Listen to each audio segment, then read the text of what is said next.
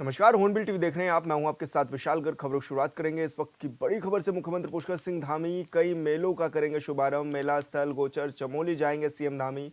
72वें गोचर मेले का करेंगे शुभारंभ। श्रीनगर में वैकुंठ चतुर्थी मेले का भी करेंगे उद्घाटन। सीएम के दौरे को लेकर प्रशासन ने की तैयारियां पूरी। तो ये बड़ी खबर आपको बता रहे हैं, जहां पर आज कई मेलों का शुभारंभ करने जा रहे हैं मुख्यमंत्री पुष्कर सिंह धामी। 72वें गोचर मेले का भी शुभारंभ करेंगे इस दौरान मुख्यमंत्री पुष्कर सिंह धामी।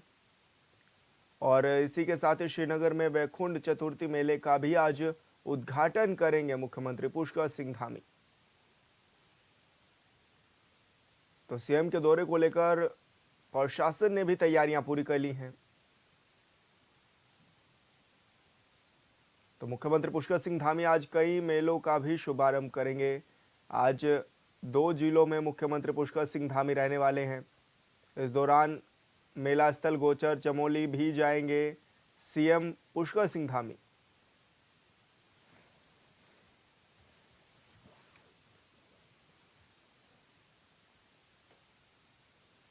तो आपको बता दें कि मुख्यमंत्री पुष्कर सिंह धामी लगातार अलग अलग जिलों का दौरा करते हुए भी नजर आ रहे हैं। और इस कड़ी में आज भी मुख्यमंत्री पुष्कर सिंह धामी के 2 जिलों में दौरे लगे हुए हैं।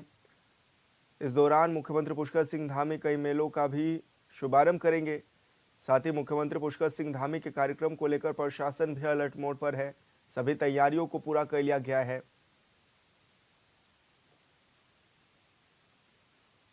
और संवाददाता अरुण सैनी हमारे साथ फोन लाइन पर जुड़ गए हैं। अरुण, क्या कुछ जानकारी मिल रही है? क्या कुछ कार्यक्रम आज के रहने वाले हैं मुख्यमंत्री पुष्कर सिंह धामी के? जी विशाल, बिल्कुल देखिए, मुख्यमंत्री पुष्कर सिंह धामी आज कई मेलों का शुभारंभ कर रहे हैं और ऐसे में गोचर में भी एक सांस्कृतिक मेला है, उसका शुभारंभ मुख्यमंत्री पुष्कर सिंह धामी करेंगे। और इसी के साथ साथ ही श्रीनगर में भी एक मेला है, उसका शुभारंभ भी मुख्यमंत्री पुष्कर सिंह धामी जो है वो करेंगे। और ऐसे में क्योंकि मेले जो हैं वो लगातार होते हैं और हर साल जो है बड़े व्यापक स्तर पर मेले उत्तराखंड में होते हैं, और इससे उत्तराखंड की धरोहर भी है और जो उत्तराखंड की संस्कृति है उसको भी जो है बढ़ावा मिलता है। और इस तरीके से कई मेले जो हैं वो आज उनका शुभारंभ मुख्यमंत्री पुष्कर सिंह धामी कर रहे हैं। और जो मेले होते हैं उनके पीछे की कई कहानियां भी हैं। पुराने समय में जो है एक व्यापार को जोड़ने के लिए और लोगों को जोड़ने के लिए, उनके आपस में सामंजस्य बिठाने के को लेकर इस तरीके के मेले का आयोजन उत्तराखंड में जो है किया गया पूर्व में 20वीं सदी में। तो ऐसे में अब इन मेलों की पुरानी परंपरा है और ऐसे में इन मेलों का शुभारंभ जो है हर साल होता है। हर साल मुख्यमंत्री पुष्कर सिंह धामी हो या अन्य मुख्यमंत्री हो, वे लगातार जो है वर्षों से इन मेलों का शुभारंभ कर रहे हैं। और आज मुख्यमंत्री पुष्कर सिंह धामी मेले का शुभारंभ कर रहे हैं और कई दिनों तक जो है ये मेले चलने वाले हैं। तो क्या माने अरुण, क्योंकि लगातार मुख्यमंत्री अलग अलग जिलों का भी दौरा करते हुए नजर आ रहे हैं। इस कड़ी में लोगों से संवाद स्थापित भी कर रहे हैं मुख्यमंत्री पुष्कर सिंह धामी। और ये भी देखा जा रहा है कि सख्त भू कानून को लेकर भी उन्होंने बयान दिया। उन्होंने कहा है कि राज्य में सख्त भू कानून लागू किया जाएगा। जी विशाल, बिल्कुल देखिए, मुख्यमंत्री पुष्कर सिंह धामी ने भू कानून को लेकर बराड़ी शहर में बैठक की है और बैठक भी उन्होंने की, समीक्षा बैठक भी की, साथ ही प्लान को लेकर भी समीक्षा बैठक उन्होंने की। और ऐसे में आने वाले समय में बजट सत्र में भू कानून को लेकर एक ठोस प्रावधान लाने की बात मुख्यमंत्री पुष्कर सिंह धामी लगातार कर रहे हैं और ऐसे में इसको लेकर तैयारियां भी चल रही हैं। लेकिन ऐसे में देखने वाली बात होगी, जब बजट सत्र होता है तो एक कैसा भू कानून जो है लेकर आया जाता है, क्या सख्त भू कानून लेकर आया जाता है, तमाम चीजें देखने वाली बात होगी। बिल्कुल अरुण, बने रहिए आप हमारे साथ और खबरों में आगे बढ़ेंगे। देश भर के कोचिंग सेंटरों के लिए केंद्र सरकार ने नई गाइडलाइन जारी की है, जिसमें कहा भी गया है कि कोचिंग सेंटर 100% सिलेक्शन और नौकरी का वादा नहीं कर सकते। भ्रामक और गुमराह करने वाले विज्ञापन देने पर कोचिंग सेंटर्स पर भारी भरकम जुर्माना भी लगाया जाएगा। ये guidelines central consumer protection authority यानी सीसीपीए ने जारी कर दी हैं। सीसीपीए ने शिकायतें मिलने के बाद अब तक 18 कोचिंग सेंटर्स पर 54,60,000 रुपए का भी जुर्माना लगाया है। दरअसल बच्चों को भ्रमित करने के लिए कोचिंग सेंटर कई तरह के लोक लुभावने वादे करते हैं। बच्चों को कहा जाता है कि आप अगर यहाँ से पढ़ाई करते हैं तो 100% आपका सिलेक्शन और नौकरी पक्की है, जबकि ऐसा नहीं होता। इसके साथ ही आदेश में कहा गया है कि अगर कोई कोचिंग संस्थान अपने यहाँ से टॉपर्स बच्चों के फोटो का इस्तेमाल करते हैं तो उसमें बताना होगा कि वो बच्चा कितने दिनों तक और किस विषय में उसने पढ़ाई भी की है।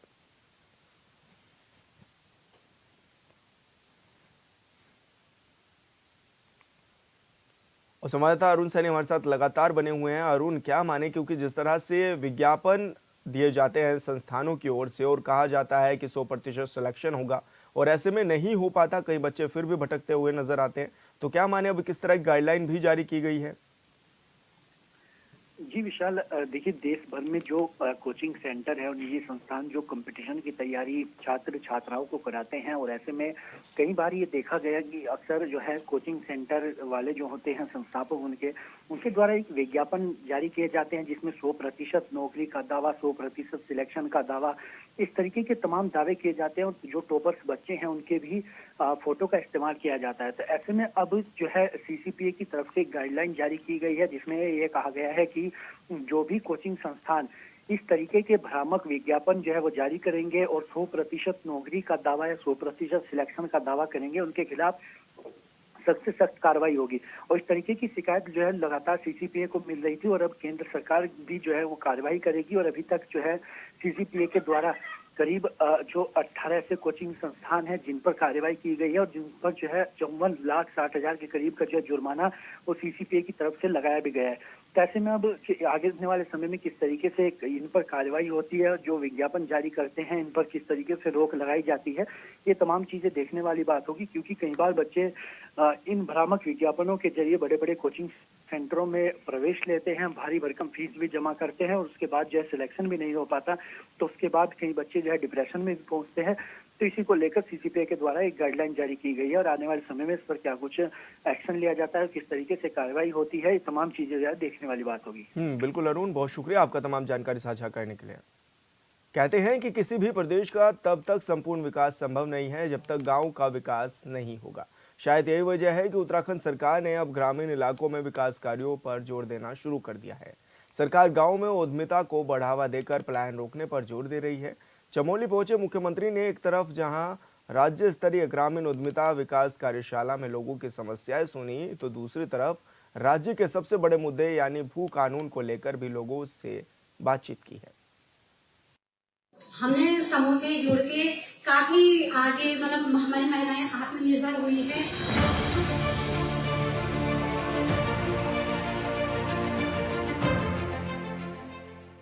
पहाड़ी जनपद चमोली के भराड़ीसैंण में ग्राम्य विकास एवं पलायन निवारण आयोग की तरफ से आयोजित राज्य स्तरीय ग्रामीण उद्यमिता विकास कार्यशाला में प्रदेश भर के कई उद्यमी शामिल हुए और राज्य के मुखिया पुष्कर सिंह धामी को बातचीत के दौरान समस्याओं से न सिर्फ अवगत कराया बल्कि सरकार की योजनाओं से ग्रामीण इलाकों में क्या बदलाव हुए हैं, इसे लेकर भी विस्तार से जानकारी दी।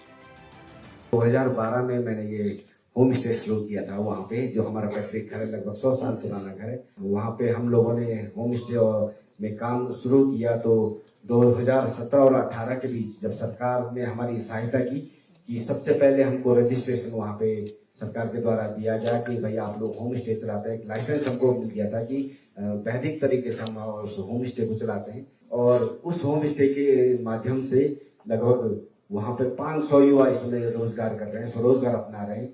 और जितने भी हम लोग वहाँ पे हमारा जो एसोसिएशन बना है उसमें हम सरकार का बहुत बहुत धन्यवाद करते हैं। उत्तराखंड पहाड़ी राज्य है और पहाड़ों में आज भी समस्याएं हैं, लिहाजा लोग बच्चों की शिक्षा, बेहतर स्वास्थ्य सुविधाएं नहीं मिलने और रोजगार के लिए पहाड़ से पलायन कर जाते हैं। लेकिन अब सीएम धामी सरकार की योजनाओं को पहाड़ पर पहुंचाने पर तेजी से काम कर रहे हैं। कार्यशाला के दौरान पुष्कर सिंह धामी ने सरकार की योजनाओं के बारे में ग्रामीणों को विस्तार से जानकारी दी। सीएम धामी ने कहा कि हाउस ऑफ हिमालयाज से ग्रामीण महिलाएं आज आमदनी कर रही हैं। पलायन निवारण आयोग हमारा लगातार काम कर रहा है और पिछले 3 सालों के अगर आप आंकड़े देखेंगे तो स्वरोजगार के क्षेत्र में एक बड़ा काम हुआ है और रोजगार तेजी से बढ़ा है। और पलायन रोकने की दृष्टि से भी ये काफ़ी सहयोगी हो रहा है राज्य के अंदर। उसको और प्रभावी बनाया जाए और ठीक प्रकार से जो उनकी रिकमेंडेशन है उस पर काम हो, उसके लिए काम हुआ है। आज हमारे जो लखपति दीदियाँ हैं, स्वयं सहायता समूह हैं, स्थानीय रूप से छोटी छोटी यूनिट के माध्यम से अपने उत्पाद बनाने वाले हैं, पूरे राज्य के अंदर से सभी लोग यहाँ पर आए हैं।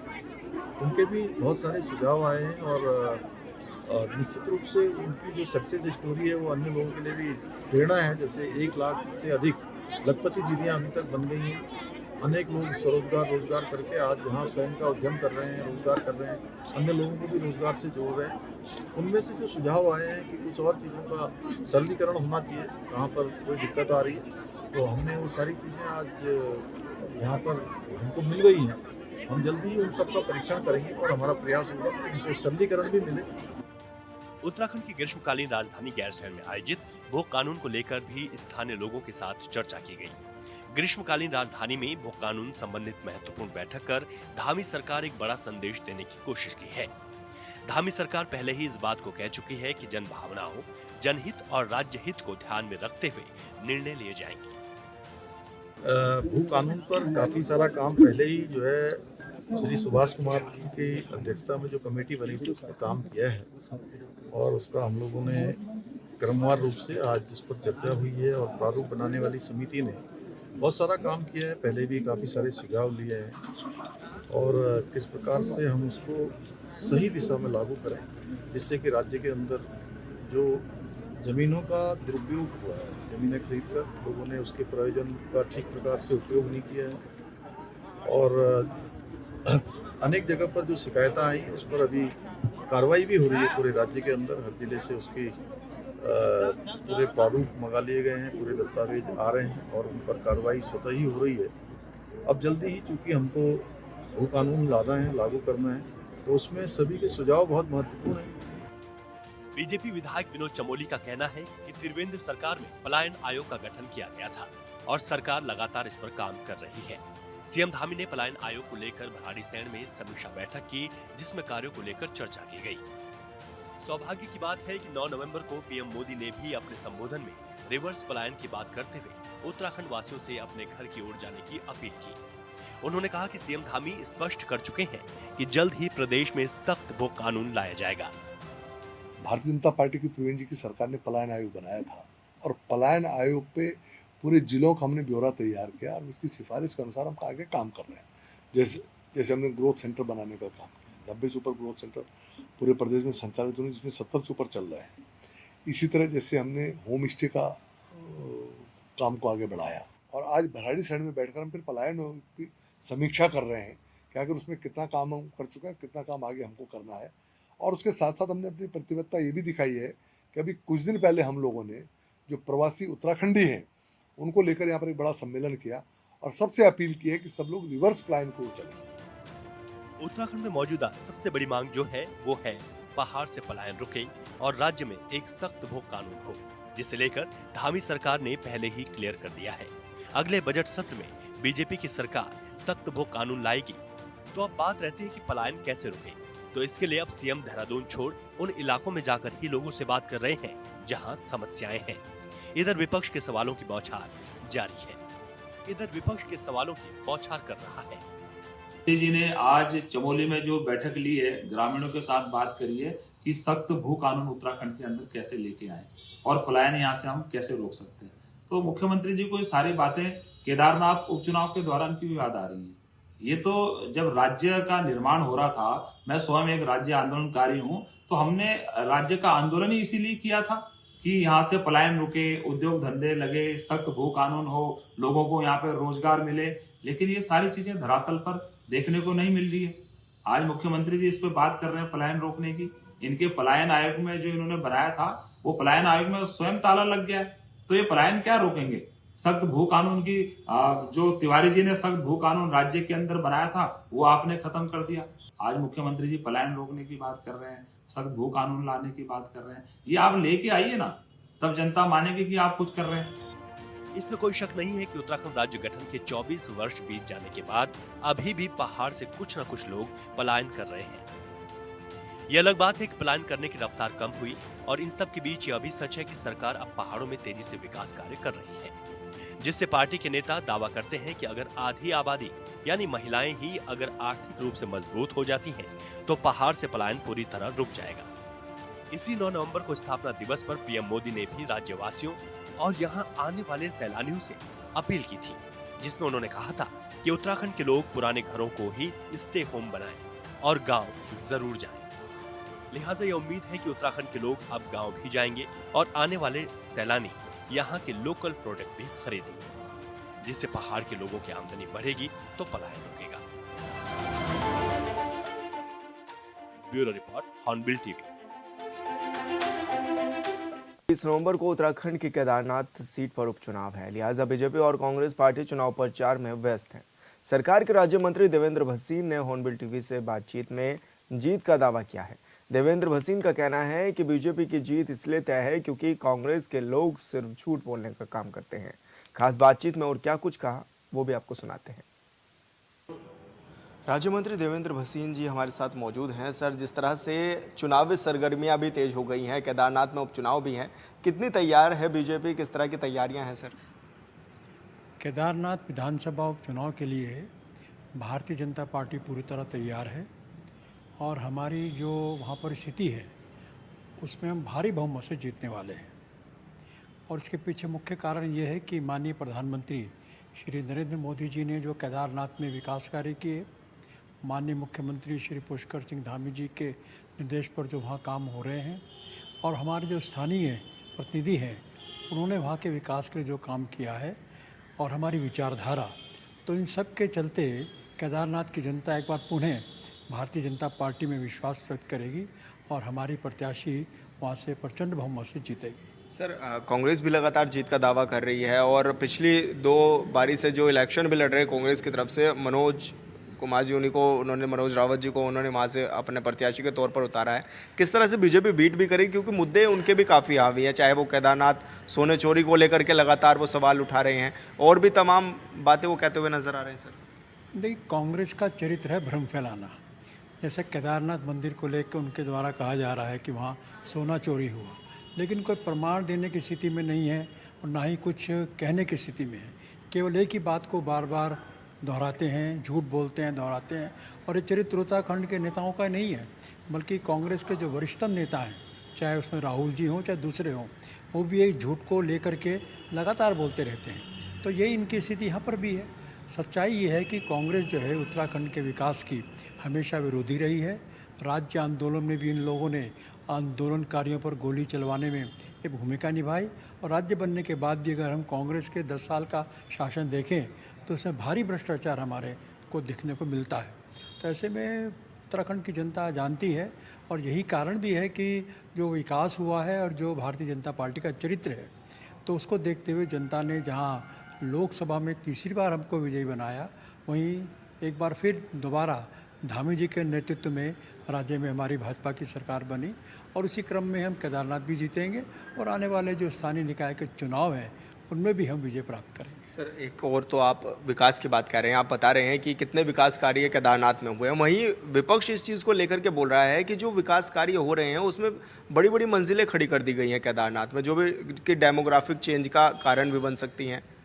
देखिए, पहली बात तो ये है कि वहाँ पर एक मास्टर प्लान तैयार किया गया है और केदारनाथ में अगर हम आपने देखें प्रांगण जो था कितना संकरा था, तो वहाँ पर पूरे एक मास्टर प्लान के तहत जो है विकास हो रहा है।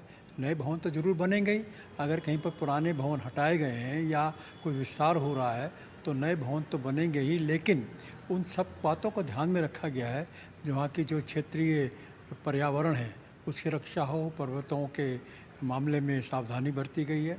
तो ऐसे में जो कुछ काम हो रहा है तो उसमें विकास और पर्यावरण दोनों के बीच में संतुलन बना करके काम चल रहा है। सर, चारधाम यात्रा लगातार जोरों शोरों से चलती है, लेकिन इस बार यात्रियों की संख्या में कमी देखने को मिली है और ऐसे में विपक्ष लगातार आप लोगों पर हमलावर है कि मैनेजमेंट सही नहीं था, इस वजह से यात्रा में लोग कम रहे। कांग्रेस की आंखों पट्टी बंधी हुई है। कारण यह है कि दुनिया जानती है कि जिस प्रकार की आपदा उन दिनों उत्तराखंड में आई उसने पूरे देश को हिला दिया था और ये तो हमारे मुख्यमंत्री जी के नेतृत्व में आपदा प्रबंधन था कि हमने जो है अधिक नुकसान नहीं होने दिया और जो लोगों के जीवन है उनकी रक्षा करी है। तो आपदा के कारण जो है असर पड़ा है यात्रा पर और बहुत से लोग जो हैं वो आना चाहते थे, लेकिन हमने स्वयं कहा कि बिना मौसम को देखे हुए आप लोग यात्रा प्रारंभ न करें। आपको ध्यान होगा कि जब यात्रा प्रारंभ हुई थी तो रिकॉर्ड तोड़ जो है यात्री यहाँ आ रहे थे। हमको कहना पड़ रहा था कि आप इतनी संख्या में एक साथ मत आए, पंजीकरण करा करके आएँ। तो ये एक बिल्कुल अपने आप में दृश्य था कि जो कि यात्रा के रिकॉर्ड को तोड़ने वाला था। लेकिन आपदा आ गई, उसमें कुछ से कोई बस नहीं चलता, इस कारण से संख्या कम हुई है। लेकिन ये भी सत्य है कि अगर आपदा ना आती तो हम पिछले साल का जो रिकॉर्ड है उसको निश्चित तौर पर तोड़ते हैं। सर, राष्ट्रीय खेल होने जा रहे हैं उत्तराखंड में, किस रूप में आप देख भी रहे हैं और कितने बड़े ये आयोजन होंगे, इसमें कितना उत्तराखंड को भी फायदा मिलेगा? देखिए, राष्ट्रीय खेलों का उत्तराखंड में होना उत्तराखंड की एक बहुत बड़ी उपलब्धि है। उत्तराखंड एक छोटा पर्वतीय राज्य है, लेकिन यहाँ की जो भौगोलिक स्थितियाँ हैं, जो हमारे प्रदेश का नेतृत्व है धामी जी के नेतृत्व में, वो अपने आप में इतना सशक्त है और उसकी छवि जो है पूरे देश में है। तो ऐसे में राष्ट्रीय खेलों का यहाँ पर किया जाना वो उत्तराखंड की सरकार पर, उत्तराखंड की जनता पर एक भरोसे की बात है। और निश्चित तौर पर जब राज्य में राष्ट्रीय खेल होते हैं तो एक और यहाँ पर जो हमारे खिलाड़ी हैं उनको प्रोत्साहन मिलता है, हमारे खिलाड़ियों को बहुत अच्छे जो अवसर मिलने वाले हैं, और वह कहीं ना कहीं पर अगर हम देखें तो रोज़गार में भी इसका फ़ायदा प्राप्त होता है और राज्य की आर्थिकी पे भी इसको सकारात्मक असर पड़ता है। 24 साल उत्तराखंड को बने हुए हो चुके हैं, किस तरह से आप देखते भी हैं, क्योंकि 1994 में आंदोलन हुआ था, गोलीकांड हुआ था, उसके बाद जाकर के नया राज्य जो है स्थिति में आया था, क्या मानते हैं सर? क्योंकि उन दिनों तो आपने भी देखे वो आंदोलन किस तरह का स्वरूप भी था, और अब अगर देखा जाए तो 24 साल में कितना कुछ बदला है, कितना कुछ पाया है उत्तराखंड ने सर?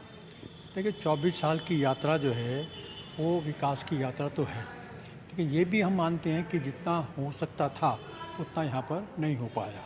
इसीलिए धामी जी के द्वारा पूरी शक्ति से काम किया जा रहा है और उन्होंने कहा है कि सन 2025 में हम उत्तराखंड को देश के जो अग्रणी राज्य हैं उनमें शामिल करेंगे।